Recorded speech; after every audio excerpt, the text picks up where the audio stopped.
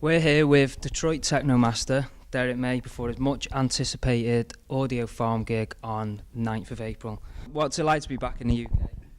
I thought I was in Liverpool. Ha! Just joking. It's always a pleasure. You know, I mean, this is like second home for me. And many years ago, when I first started my career, it was all about Birmingham. It was a real experience for me as far as my sort of early growth of Europe. So it's cool, man. Always cool to be back. Yeah, you're looking forward to playing back in Manchester. 2 years it's been since you played there. I always like coming back. You know, it's always fun. Like I said, once again, being north, especially north, not just England, but north, is a second home to me. Okay, You know, cool. the old saying is "grim up north." You know, it is in a good way. Well, as you know, Derrick was one of the founders of techno music with Kevin Saunderson, Juan Atkins as well. Where did your inspirations actually come from? Well, overall, I think they came from being born and raised in Detroit. I mean, I can get all into the history of what maybe some people know as far as the Kraftwerk thing, the George Clinton thing. I'd like to say that that's well known, but there's always a new generation of kids coming up who don't know anything about that. So it's always good to mention it. It's always good to mention that, you know, my influences as a young kid coming up was funkadelic, yes, and it was Kraftwerk, and it was even a lot of Jimi Hendrix. You know, it was David Bowie was important. A lot, but overall music that was alternative at the time. In Detroit, we really had it was an experimental market for radio stations back before digital radio came along, back before corporate totally took over radio. There was a time when radio was not a corporate entity. In other words, it was families that owned radio stations, and every single radio station was owned by or a small company that owned it. WJLB, WGPR, WLBS. These were important radio stations in our city, and they were like, in particular, they were sort of used us as guinea pigs for different styles of music. Everyone played different music. Nobody played the same 20 records like now. It wasn't a rotation as it is today. It was rotations that existed, but they were maybe like 50 record rotations.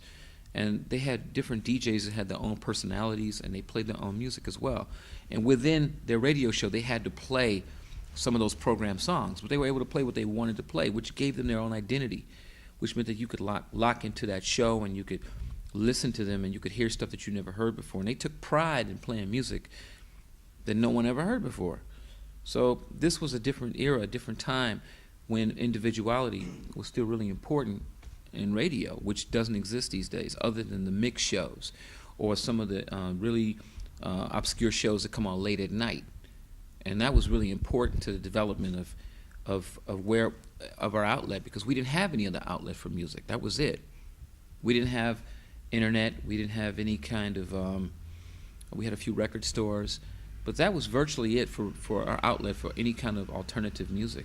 Okay, cool. What about the internet? How do you think that's actually helped the progression of like techno music, or you like to call it now high-tech soul? I say high-tech soul, but it still is techno music originally, of course. I mean, I definitely don't want to turn my back ever on what we tried to start. But I think I don't know if it's helped so much right now, because the real true sort of impact of what we did or what was going on was record stores. You know, you could feel a direct impact of what was happening from when you went into a record store, or when you met people that worked in record stores, or when you saw kids sitting around record stores listening to music, and you could really see the impact of what was happening. Kids could talk, people could talk, not just kids, but people could talk to each other, and they could find out what was the next big hot record, and they could search. And I remember buying records just because the album cover was cool. Yeah. I didn't even know what the music sounded like. Yeah. I just liked the album. I found Tommy like that as a kid, The Who, the album. I just liked the album cover. I didn't even know who the hell it was, you know. And then I turned myself onto some music that way. So I think, you know, the internet is very cool for music, but I think it makes it too accessible in a sense where people don't have to, ever like reach into their imaginations or into their sort of idea of research or seek seek out and sort of discover. It's just right there at their fingertips, and it's a very different thing than going and discovering the music and finding it on your own. What about the whole like evolution of like doing like live sets with the likes of laptops, and you know, what have you got like views on that with the things of CDJs and not using vinyl? Get the microphone on that one, because that's some serious fucking shit. All right, now, first of all, as far as vinyl is concerned, vinyl was inevitably going to be gone one day. It is a fact of reality that the future is the future. The wheel of progress comes. If you stand in the way of the wheel of progress, you simply get rolled over. Well, let's not ever forget that. But I think that the unfortunate part of it is that the wheel of progress with vinyl records in particular came progressively extremely fast, possibly too fast for any level of adjustment. I think you could look at many different reasons as to why it happened so fast. I think one of the reasons is that record companies lost control of this industry when they turned their backs on downloads. When they simply thought that the download industry was a joke, they opened the door up for a lot of rebellion, for a lot of support for a market, for an entity that they had no idea what it was. They simply laughed it off, and I think that was the beginning of the end of the music industry as we know it. It's very sad, man, that record stores don't exist as they once did, because there's a real level of education that comes from talking to the guy who works in a record store, who's a living human encyclopedia. You know, he's a guy or girl who can tell you that particular bass line of that particular record was done 15 years ago from this particular record, and you should check that out too. You know, he's the guy who says on that particular record, so-and-so worked with so-and-so, and that was the only time those two ever got together.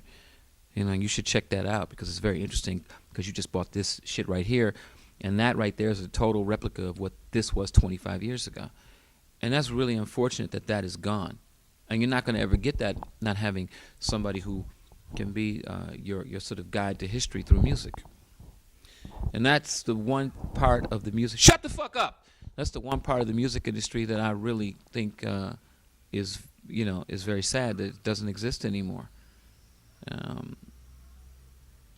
As for the internet, once again, I think the internet is a cool thing. I love it. I'm a total fan of forward progress, but I just think it's really sad that DJs